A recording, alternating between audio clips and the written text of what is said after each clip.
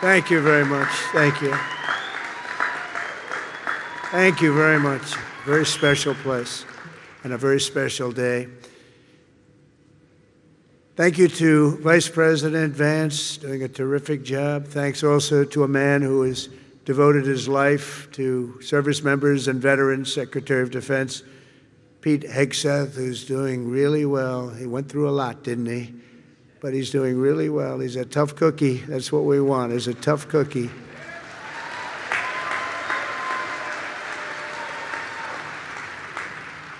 And we're grateful to be joined as well by Chairman Kaine, terrific military person, members of the Cabinet, members of Congress, members of the United States Armed Forces, veterans, and many other distinguished guests.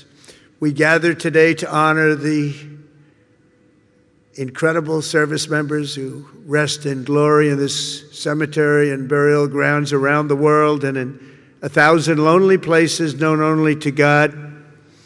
In every hour of peril, in every moment of crisis, American warriors have left behind the blessings of home and family to answer their nation's call.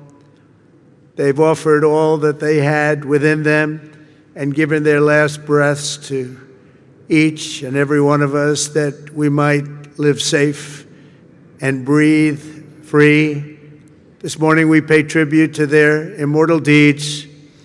We share in the sorrow of their beloved families, and as one nation we give thanks for the ultimate gift they have so selflessly given to all of us. These warriors, and that's what they are, as great, great warriors, picked up their mantle of duty and service, knowing that to live for others meant always that they might die for others. They knew that. They asked nothing for it. They gave everything, and we owe them everything and much, much more.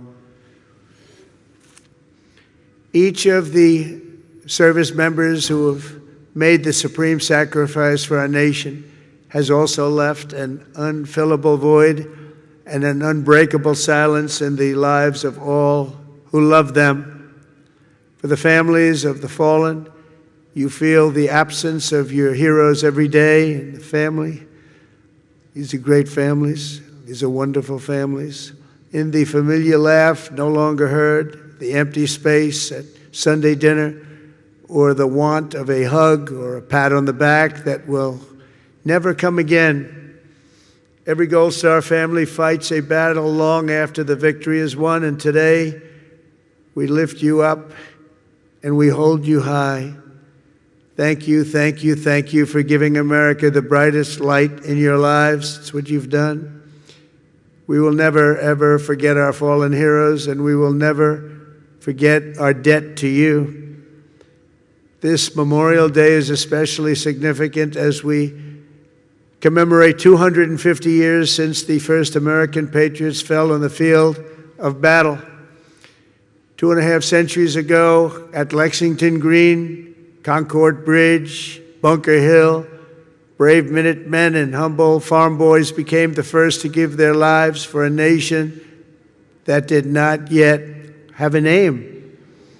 With their deaths, men like John Brown, 23, Samuel Hadley, 28, and Abner Hosner, 21, ignited the flame of liberty that now lights the inspires everybody and the entire world.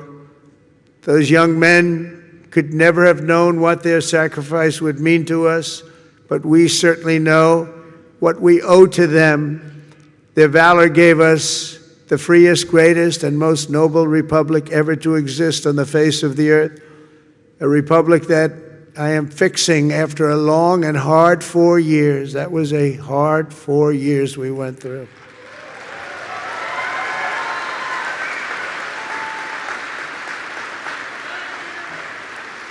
Who would let that happen? People pouring through our borders unchecked, people doing things that are indescribable and not for today to discuss. But the republic that is now doing so very well, we're doing so very well right now, considering the circumstances, and we'll do record-setting better with time. We will do better than we've ever done as a nation, better than ever before. I promise you that.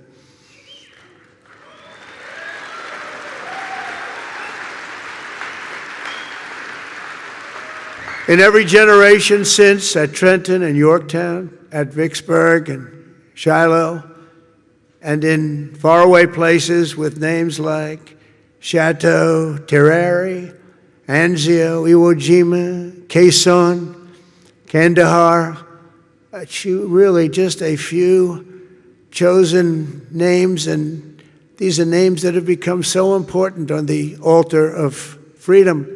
They plunged into the crucible of battle, stormed into the fires of hell, charged into the valley of death, and rose into the arms of angels. The sacrifice that they made was not merely for a single battle, a long ago victory, or a fleeting triumph, decades or centuries past. Their sacrifice was for today, tomorrow, and every morning thereafter. Every child that lives in peace, every home that is filled with joy and love, every day the Republic stands is only possible because of those who did what had to be done when duty called, and the cost was everything to them and to their families. Our debt to them is eternal, and it does not diminish with time. It only grows and grows and grows with each passing year. The greatest monument to their courage is not carved in marble or cast in bronze. It's all around us, an American nation, 325 million strong, which will soon be greater than it has ever been before. It will be. And so today we uphold the memory of our heroes as people have done since ancient times by telling their stories and exalting their names. Senior Master Sergeant Elroy Harworth was a young, beautiful man from Earhart, Minnesota, when he enlisted in the Air Force and was sent to Vietnam. 59 years ago this very week, Elroy and his crewmates climbed into the dark skies over Da Nang on a classified mission known as Operation Carolina Moon. Their aim was to blow up a key enemy bridge, and while other crews had tried and failed, they were determined to try and get it done in the face of extreme danger, and they knew how bad it was.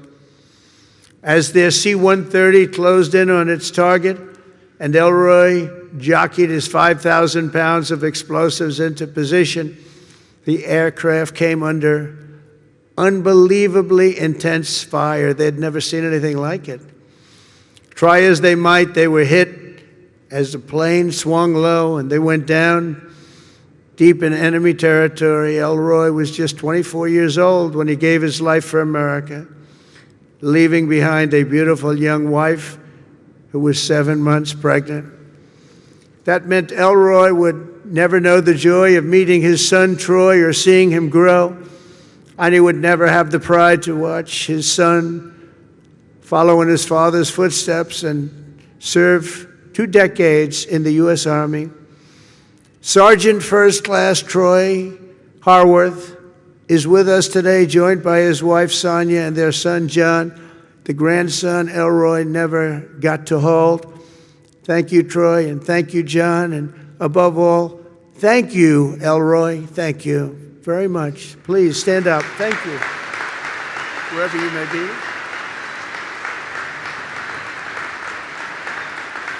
Thank you very much. Great family. Corporal Ryan McGee of Fredericksburg, Virginia, knew from the time he saw the towers fall on 9/11 that he wanted to be an Army Ranger. He was an American guy, all American. He was a tough guy. He was the top of everything. In high school, he was captain of the football team and was voted friendliest and most charming by his peers. Ryan joined the Army soon after graduation, and after 3 tours in Afghanistan, he deployed to Iraq. He and his unit were tasked with hunting down a weapon facilitator and a suicide bomber cell near Baghdad, a vicious, vicious cell, killing many, many people. 16 years ago this month, they engaged the enemy in a firefight, and Ryan was mortally wounded. He gave his life at 21 years old, and today he rests until the end of time in the famed Section 60 here at Arlington, where we have buried our honored dead from the War on Terror. We are joined today by Ryan's mom, Sherry. And Sherry, all of America shares in your grief, and more importantly, we share in your pride in your wonderful son. And thank you so much for being here, Sherry. Where's Sherry?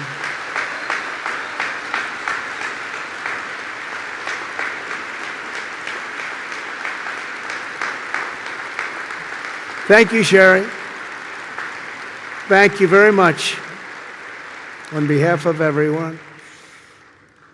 This crowd is so big, she's hard to find. Once I saw her, she really stands out. Thank you, Sherry, very much. Senior Chief Petty Officer Shannon Kent grew up in Pine Plains, New York, before enlisting in the Navy in 2003. And she quickly became one of the rising stars. She was an absolute winner.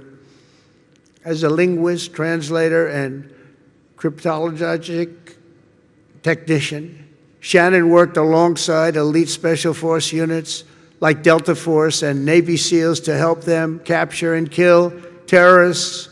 She was among the first women ever to do it, and she did it better than anyone. In January 2019, Shannon was on her 5th combat deployment, embedded with a team hunting ISIS terrorists through the streets of Syria, when a suicide bomber detonated his weapon, killing Senior Chief Kent and 3 other wonderful, beautiful Americans. She left behind her husband, Joe, and their 2 sons, 3-year-old Colt and 18-month-old baby Josh. Today, Shannon rests in peace on these grounds alongside her comrades. To her boys, Colt and Josh, who are here this morning, now aged 9 and 7, let me say your mom was a hero, and her love, her strength, and her spirit are always with us and always be with you. She loved her boys. To Joe, the boys, Shannon's parents, Mary and Stephen, and her sister Mariah, Shannon's name will live forever in the chronicles of true American patriots. I just want to thank you, and thank you so much for being here in honor of your magnificent family member. Stories like Shannon's, Ryan's, and Elroy's remind us of the real meaning of the day. And I want to just say, please stand up wherever you may be. The boys, I want to see those boys. Where are you?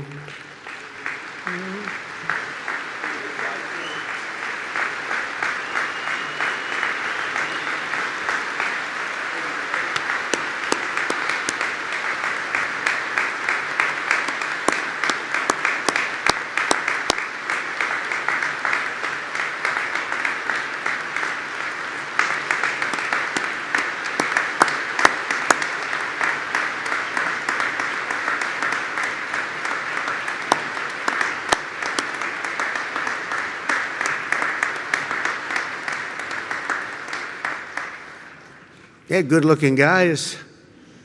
Thank you very much for being here. All of you, thank you so much.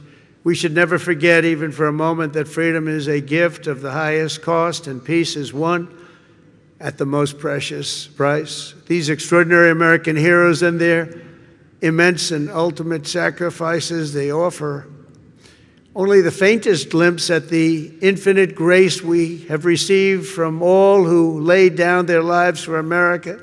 Over the past 250 years, we're going to have a big, big celebration, as you know, 250 years. In some ways, I'm glad I missed that second term where it was, because I wouldn't be your president for that most important of all. In addition, we have the World Cup and we have the Olympics. Can you imagine? I missed that 4 years, and now look what I have. I have everything. Amazing the way things work out.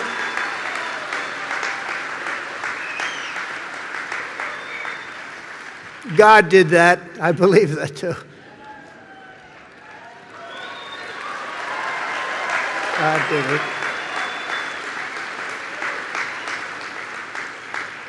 You know, I got the World Cup and I got the Olympics. The 250 years was not mine. I'd like to take credit. But I got the Olympics, I got the World Cup when I was president. And I said, boy, it's too bad I won't be president then. And look what happened. I turned out, and we're going to have a great time. We're going to have a great celebration. But most important of all is the 250th anniversary. That blows everything away, including the World Cup and including the Olympics, as far as I'm concerned. In any corner of this cemetery, at any resting place for our war dead, anywhere on earth, you'll find untold stories of equal heroism and heartbreak, unmatched patriotism and devotion, and acts of selflessness and courage so enormous they defy comprehension. Most people can't even imagine it. Great poets have written that it's love which moves the sun and the stars, but here on the sacred soil, right where we are, we're reminded that it's love which moves the course of history and moves it always toward freedom, always. From Bunker Hill to Bastogne to Cantigny to Coral Sea, from Gettysburg to Guadalcanal and Concord to Kabul, America's best and America's bravest have fought, bled, and died so that we could pick up the torch of liberty, raise it high, high, high, and carry it onward to places they could never have dreamed of before. Today we honor their memory. We remember their gallantry.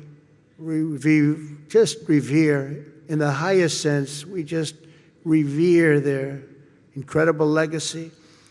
We salute them in their eternal and everlasting glory, and we continue our relentless pursuit of America's destiny as we make our nation stronger, prouder, freer, and greater than ever before. May God bless our fallen heroes. May God bless our Gold Star families. And may God bless the United States of America. Thank you very much, everybody. Great honor. Thank you.